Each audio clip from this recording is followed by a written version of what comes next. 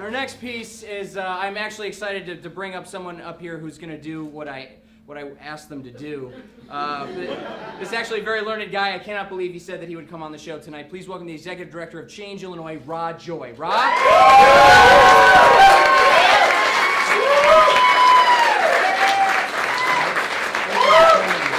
Good evening to you. I hope I catch your time. Hey, have a seat. No, sit right there. You can sit here. I'm going to leave it down. I signed a contract. I have to sit in this one. It's less comfortable. Ra, how are you? I'm excellent. I know, man. I know. Ra got me a coffee cake at Starbucks the other day. And Pat explained to me that you don't need to make a purchase at Starbucks to camp out there.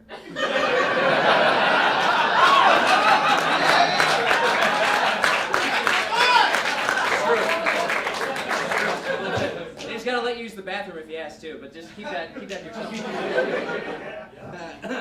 So Ra, you're the Executive Director of C.H.A.N.G.E, Illinois. C.H.A.N.G.E is an acronym. That's correct. What is the acronym for? It stands What does it stand for? All right, it stands for Coalition for Honest and New Government Ethics.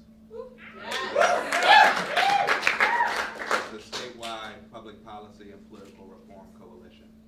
And our charge, our mission, is to strengthen our democracy and promote a strong culture of civic engagement in Illinois. Yeah. Seems like another one I could get behind.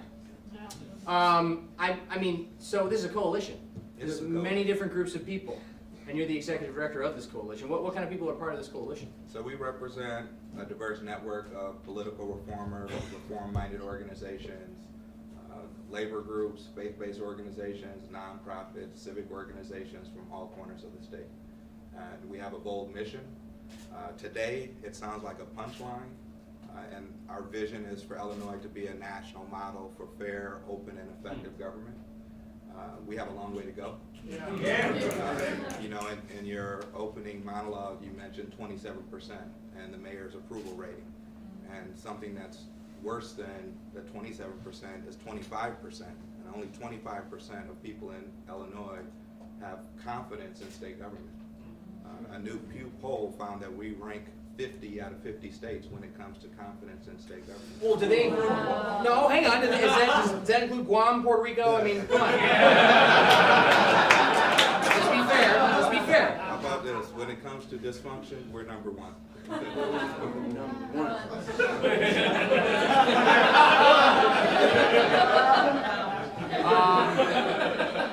Well, it's interesting that before you got with this, with C.H.A.N.G.E, Illinois, you actually worked at the Arts Alliance, Illinois. You have a background in the arts. So your father was a painter, but you played a lot of football when you were younger. That was before they had the concussion protocol. Seems like you did okay. You got a good head on your shoulders. And when you were living in Evanston, you had a conversation with your brother that stuck out to me where he said, what are you going to do about all these issues? And that this was an important point in your life. Well, I was playing football in college. There was a shooting incident my last year in school, and I knew I wasn't going to the NFL. And my brother, who's a few years older than me, a lot more conservative than I am, we got into this great debate about why the shooting incident took place and what could be done to kind of offset destructive behavior. And my response to everything my brother said was, when I make a few dollars and when I make a name for myself, the things that I would do to be a part of the solution. And my brother's comeback was always, you know, what are you doing now? What are you doing now? If you're not part of the solution, you're part of the problem. And that interaction motivated me to participate in AmeriCorps, which is a domestic Peace Corps. I served as a tutor and mentor to a group of elementary school students. I had an opportunity to meet President Clinton, who signed AmeriCorps into law. That experience really motivated me to dedicate my time and energy to community and civic engagement. And that's ultimately what led me to the role I'm in now. That makes sense. Community engagement, it's an important thing to do. Engage the community, you know. Gotta get out there, engage with the community. Community engages with you. What's community engagement?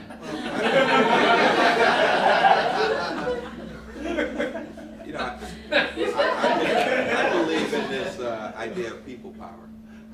And Go that on. when you think about the word impact, impact begins and ends with I act. I'm a firm believer that people who love and care about their community have the power to change it for the good. I believe that real change, lasting change, comes from the bottom up, from the grassroots. You know, I think, especially in light of the situation we're in, we think about the... I'm sorry, which one? All right, pick one. Here in this city, I love Chicago dearly. I live in Bronxville. I'm a proud Chicagoan.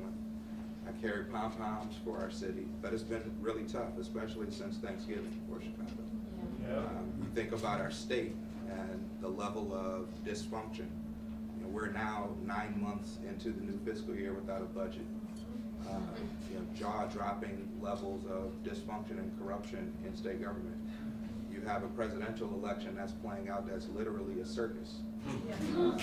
And you know, I believe that part of the antidote is people power. It's people rolling up their sleeves and getting actively involved in civic and political life. And at the end of the day, that's the primary charge of our organization and the individuals and institutions we serve and represent, is to how do you get people to lean in, to participate, and to make their voices heard. And you know, that's my focus right now. I'd say stick with that. I'd say stick with it. It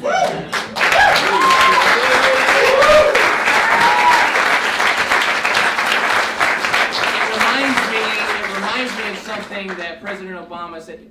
Obama, that's his name. He said in, I can't remember if it was the State of the Union or the speech that he gave in Springfield not so long ago, about the most important job being that of a citizen. Yeah, he quoted Supreme Court Justice Louis Brandeis, who said that the most important political office is that of private citizen. And it's my view that we need to empower more people to run for the office of citizen and to really have a stake in community. And I'm really proud of the president, and not unlike Emil, I had an opportunity to work for then State Senator Obama when he was running for the U.S. Senate. But he's really focusing on this idea of building a better politics. And during his State of the Union address, and again on February 10th in Springfield, he addressed the General Assembly on this theme of building a better politics. And his frame is building a better politics requires two key ingredients. One is structural reform. How do you change the laws that govern political participation? So whether it's limiting the corrupting influence of money in politics, changing how we draw legislative districts, making it easier for people to register and vote. We need to make serious changes to our systems, but it also requires people to participate and people to get involved. And so I'm proud that he's investing in that theme of a better politics, not just in this last year in office, but as part of his legacy moving forward. I absolutely agree. It's something he's been working on for a long time. So what do you say to critics of the president who say, you are all about unity, you're saying bring people together, we're all Americans, blah, blah, blah, but you're leaving the office and the country more divided than ever before as you head on your way out. What do you say to those people? I think he's pretty keenly aware of the tone and tenor of our politics. I think he might say that it's his desire to find compromise and to find common ground. And unfortunately, that's a dirty word in our political landscape right now. And I've been in this role now for 5 weeks. I'm new into the role. I've been making the rounds. And I know people criticize Chicago as having a gang culture. But the Republicans and Democrats are like Crips and Bloods. It's really difficult to get people to find common ground around common sense reforms. And so I think the president might say that it's his goal to find compromise and bring people together. At the same time, when you have folks like Senator Mitch McConnell, when the president is being sworn in, saying that his #1 objective is to stop the president at all costs, it makes it hard to compromise. So then you have to make a calculation.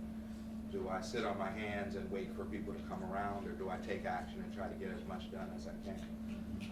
And I think that's a dynamic that we're experiencing in state government right I now. was just going to ask. I mean, it seems like you actually live in the district that Duncan, what he's trying to maintain. Is that right?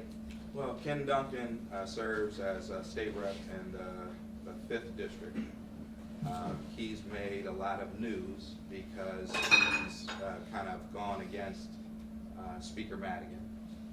Because Duncan is a Democrat. For those who, I read the paper this morning. I mean, literally, I had to get him explain it to me. But, so Madigan's a Democrat. Correct. He is running the Senate. He has for 30 years. Who's running the House Running the House, see? For 40 plus years. 40 plus years. So it's a good run. He's a Democrat.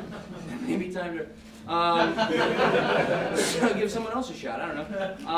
But I mean, he's a Democrat. So really, I mean, this is what blows my mind in this district especially is that Duncan is a Democrat. He's siding with Rauner on some of these issues, and so McConnell is funneling every dime that he has into this election to run Duncan out. So this isn't about Republican and Democrat anymore. It's about what? Money, power. It's about power. It's about power. I think some people equate the race between State Rep Ken Duncan and Juliana Stratton as kind of a proxy war between Speaker Madigan and Governor Rauner.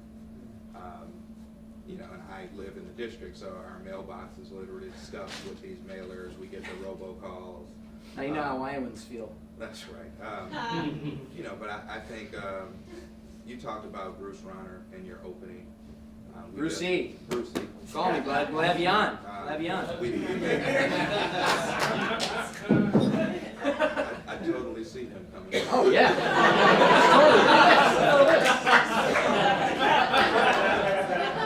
You know, you mentioned Speaker Madigan. There's enough blame to go around. You know, to hell with how they're running the state. And so let's talk about solutions. Let's talk about what C.H.A.N.G.E is about, the acronym and the word. You know, redistricting is a big thing that you talk about. And this, I Googled it, not a sequel to Hunger Games, redistricting.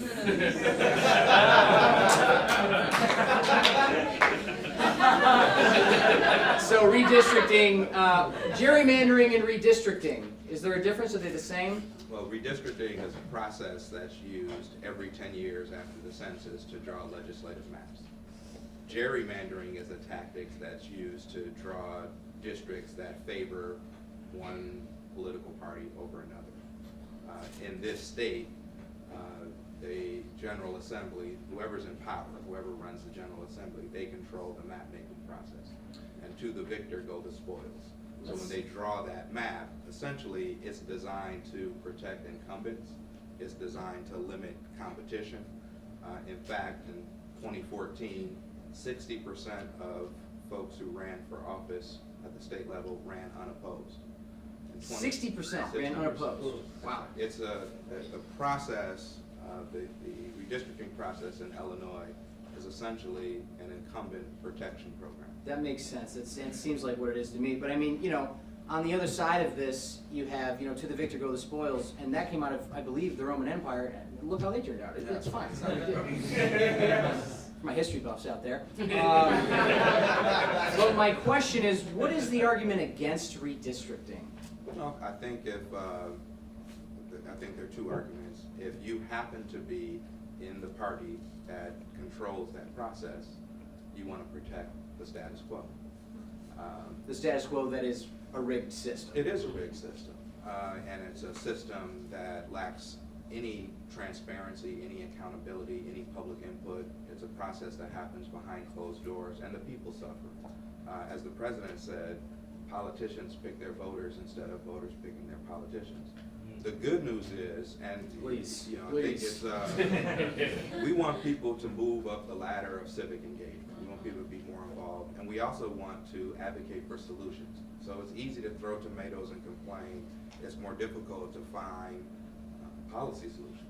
So the two big solutions we're advocating for this year to strengthen our democracy, one is bringing universal automatic voter registration. AVR. AVR.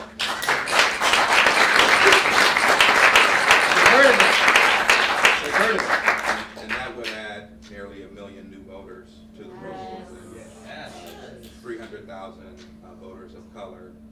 If you care about democracy, it's a smart step in the right direction. The other thing we're advocating for is an independent, nonpartisan commission to draw the legislative balance.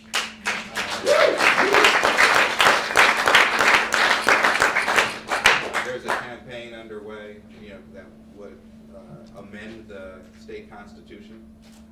It's a very difficult thing to do. We don't have ballot measures often in Illinois. Essentially, to change the state constitution, there are a few things that need to happen. There's a petition drive where we need 290,000 ballot signatures. Today that effort has collected 510,000 signatures. Whoa, yes! There will also likely be a court challenge to this effort by those who want to protect the status quo. Our goal is to see this measure on the ballot November 8th, 2016. It needs to receive a 60% affirmative vote, but it's something that is a major reform. Some people view it as kind of the holy grail or Stanley Cup of reforms in Illinois. So how are we doing on getting those votes? Well, the first thing is we need to get the signatures, and we anticipate by May 1st that petition gathering process will be complete. Our hope is it will be then added to the ballot on November 8th. In the lead up to the November 8th election, it'll be a full court press in terms of a public education agenda to inform people what this is, why it's important, and get them to get out and vote for it. And in the meantime, is there anyone, like in case anyone's interested, here, is there any way to get involved in that now with signatures? Absolutely. So for any of these issues, whether it's automatic voter registration, redistricting reform, or just the importance of civic participation, we'd encourage you to visit our website at CHA.NG.org. That's catchy. Change.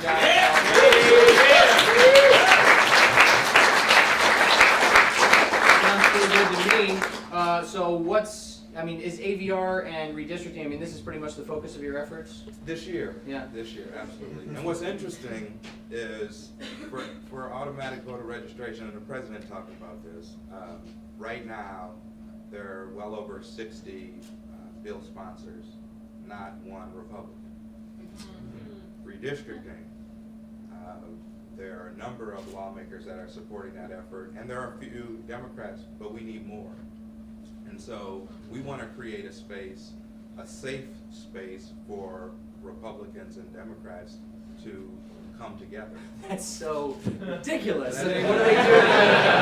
They do in the State House. Like, how much did that cost to make? It's like a third place that Emil was talking about. We need a third place for the lawmakers. They can come here. That's right. Check us out, besteveningever.com. Man, well, this is hopeful, right? Because there is room for people to still get involved. We're using these talking points of gloom and doom to get people activated, right? And so they can check out the website. What should they be paying attention to as we lead up to the primaries coming up? Is there anything that you really have your eye on? Well, I think I loved your bit about why to vote. I even like Trumper, man. Did you? Sign up. We're gonna make some money. It's important to cast your ballot. There's a lot at stake. We're a nonpartisan organization, so I'm not here to advocate for one party over another or one candidate over another. But there are a lot of key races. Obviously it's a presidential year. There's a hotly contested U.S. Senate race, and there's been a lot of attention on the state's attorney's race. And we have a three-way race for Democratic candidates for state's attorney with Kim Foxx, Anita Alvarez, and Donna Moore. Yeah. And It's you can vote tomorrow. There's early voting underway. There are 50 voting centers.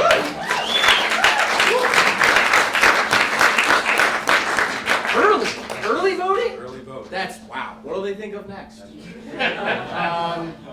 CHANGEIL.org.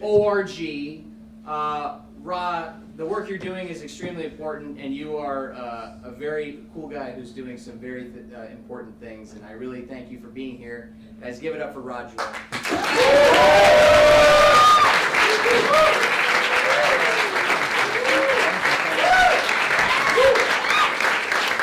And now for one more song, their hit song from the EP Kitty that they mentioned earlier.